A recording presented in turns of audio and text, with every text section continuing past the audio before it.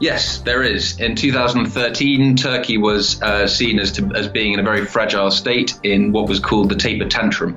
The problems in Turkey stem from the period of growth leading up to 2013. Turkey, unlike China and Russia, which grew via selling their exports, has grown largely via consumption and investment. What that means is that it ends up with a large current account deficit, which means that in order to sustain its economy, it needs foreign investment in order to keep it going. The problem comes when foreign investors decide that they don't want to carry on investing in Turkey. And that's what happened in 2013 when the US announced that it was going to start tapering its quantitative easing. Then money started flooding out of countries like Turkey, and Turkey started running into economic difficulty. The surprising thing, actually, is that Turkey has not seen that many problems since 2013. So it's not unprecedented, but there's a little bit of a gap between where we are now and where we were last time in 2013.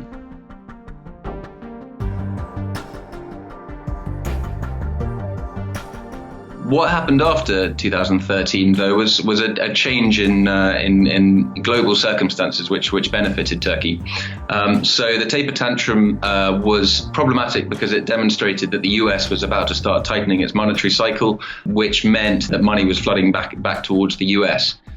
What has happened, however, has been that the Fed hasn't tightened as swiftly as expected. So what the markets were expecting hasn't fully played out. But actually more important has been another shift, which is a shift in the oil price. Turkey is a major oil importer, unlike many of its peers in the emerging markets, which are oil exporters. So countries like Russia really suffered greatly by the fall in the oil price, which happened mainly in the second half of 2014. Whereas Turkey, it plays very positively into the economy because it makes imports cheaper. The import of energy becomes cheaper. But there's also a relative benefit, is if investors are interested in investing their money into emerging markets, and Russia looks bad, then and Turkey looks good in comparison to Russia, then Turkey receives more money. So some of the dire outlook for Turkey back in 2013 was helped by this kind of this combination of factors, even while the investment case actually within Turkey itself has been deteriorating.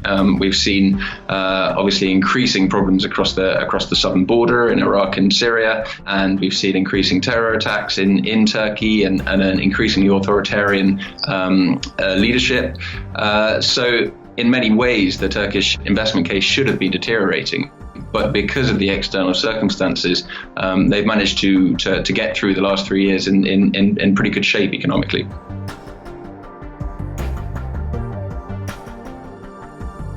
So in December, we're expecting the US to raise rates.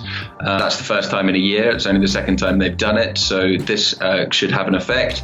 Secondly, the oil price and commodity prices in general have stabilized, and we're beginning to see some improvements in the economic situations of Turkey's peers like Brazil and Russia, which are expected to grow next year. They've been in recession for the last 1 or 2 years. And meanwhile, within Turkey, the situation has got even worse from an investment case perspective. We had an attempted coup in July.